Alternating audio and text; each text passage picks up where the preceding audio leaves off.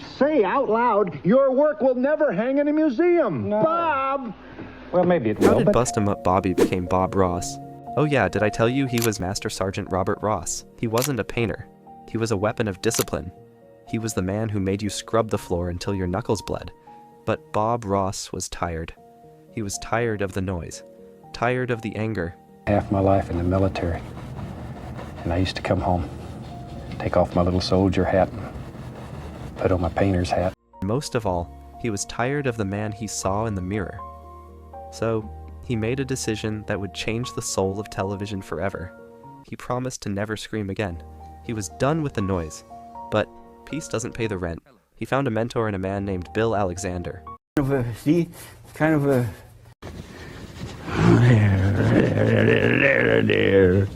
And why not?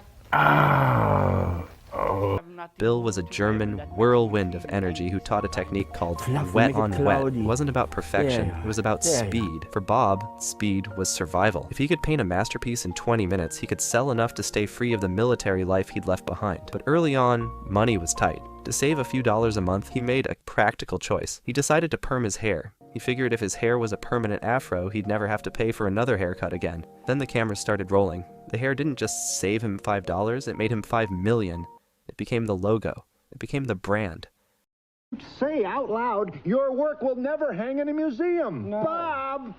Well, maybe it will, but probably not the Smithsonian. Because why, Bob? What's the deal here? What are you telling us? Well, I'm trying to teach people a form of art that anybody can do. This is art for anyone who's ever wanted to put a dream on canvas. It's not traditional art, it's not fine art, and I don't try to tell anybody it is. By the time the joy of painting was in every living room in America, the sergeant was gone, replaced by a soft-spoken man with a cloud of hair. Basically have nothing. There we are. You know, it's like in life. You gotta have a little sadness once in a while so you know when the good times come. And that's when the trap snapped shut. Bob wanted to cut it. He wanted to go back to the short, clean military cut of his youth. But his business partners and his lawyers intervened. They told him the hair didn't belong to him anymore. It belonged to the trademark. It belonged to the empire. Think about the irony. This man stood before millions every week whispering about total creative freedom. You're the creator. Anything that you want, you can build here. This is your world. Your dreams come real here. He told you that you could move mountains, that you could put a tree wherever you wanted. But in reality, he couldn't even choose his own reflection. He had escaped the Air Force only to build a new kind of barracks. He had traded a uniform of starch for a uniform of curls. He was a millionaire, a household name, and a global icon. But he was a man living inside a costume he couldn't take off. Success is loud, but death is quiet. In the early 90s, the man who spent his life painting sunlight began to see the shadows. Bob Ross was diagnosed with lymphoma. He was only 52 years old, but as his body began to fail, the cage he had built grew even smaller. The people who had turned his hair into a trademark, his business partners, were already preparing for a world without him. They didn't just want his paint supplies. They wanted his name. They wanted his ghost. While Bob was fighting for his life, he was also fighting a legal war to ensure his son, Steve, could keep the rights to the Ross legacy. Bob lost that war on paper. His partners took the name. They took the brand.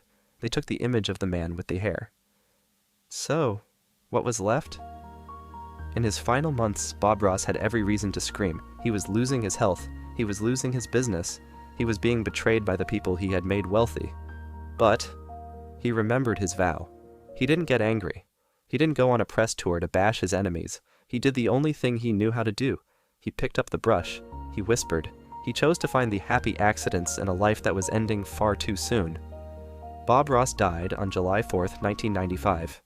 The man was gone, but the whisper remained. He didn't leave behind a business empire. That was taken. He didn't leave behind a perfect life. That was a myth. What he left behind was a piece of evidence. Evidence that no matter where you start, even if you start as a man paid to scream at the world, you can choose to end as a man who brings it peace. He wasn't painting trees. He was painting a shelter, a place where mistakes weren't failures, just parts of the scenery. Robert Ross spent 20 years breaking people down so he could spend the rest of his life building them up. He kept his promise. He never screamed again. The question is, What are you promising yourself today? Some artists call AI a revolutionary new medium. Talent is a pursued interest. In other words, anything that you're willing to practice, you can do.